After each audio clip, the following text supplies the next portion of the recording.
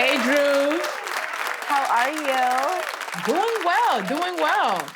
I'm so excited to celebrate this and you. And, you say that you either sink or swim in life and that you've recently had a revelation about this.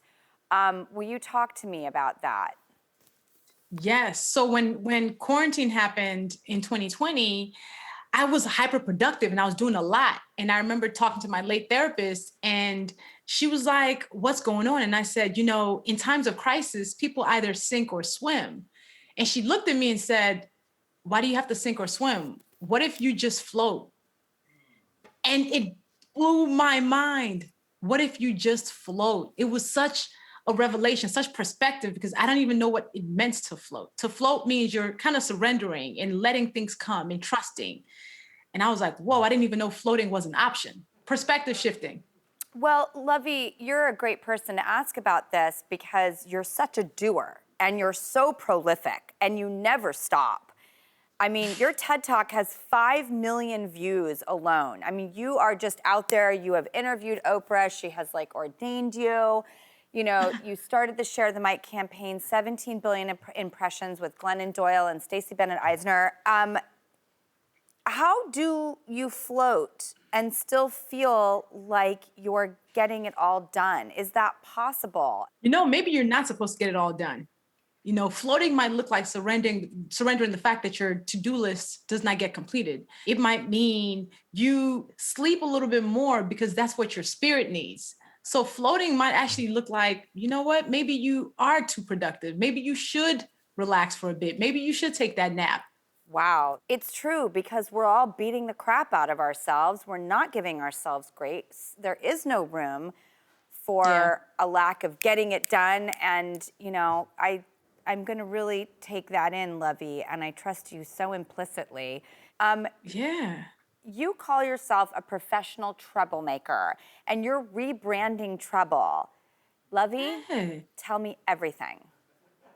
So I think being a professional troublemaker is a good thing, because to be a troublemaker is to be a disruptor for good. The troublemakers in our lives are the people who speak up in the meeting and say, hey, let's think about a different idea for this campaign. They're the ones who ask your uncle to not give that racist or prejudiced joke at the dinner table. And I think to make trouble is a good thing. I think about the late, great John Lewis, who said, we need to be ready to make necessary good trouble. And that's what being a troublemaker is about.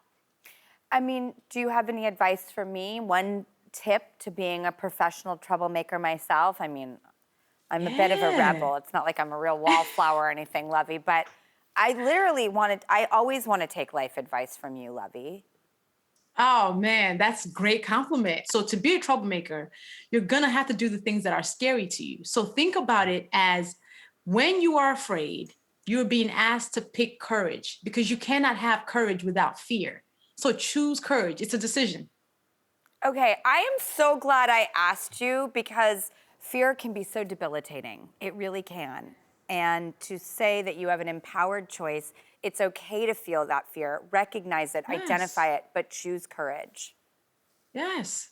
Absolutely. And I want everyone to understand that don't attach guilt and shame to being afraid. We're all afraid. That is a very normal emotion. That's being human. But now you're being asked to move forward. Like, you're not being fearless because you're afraid. You're not afraid. You're being fearless because you choose not to do less because of your fear. And that's what making trouble really is about. Yeah, I agree. Sometimes fearless gets like a bad rap as if you're supposed to just throw caution to the wind. And that I don't think that's what being fearless is about at all. Um, No. And Drew, you are one of my favorite troublemakers. And I think that is a badge of honor. You are constant, and your whole life has been about making trouble and about showing up and about doing the hard things and being real to yourself. And I think you have to understand, and I hope you're giving yourself that credit, that you have made great trouble in this world. So I'm inspired. you. Oh my gosh. I probably feel like you did when Oprah grabbed your head and you were like, I've been ordained, it's Oprah. I feel like that now. That means so much to me. And I'm so excited for your new book, Professional Troublemaker, The Fear Fighter Manual. It's available everywhere books are sold. Lovey, thank you so much.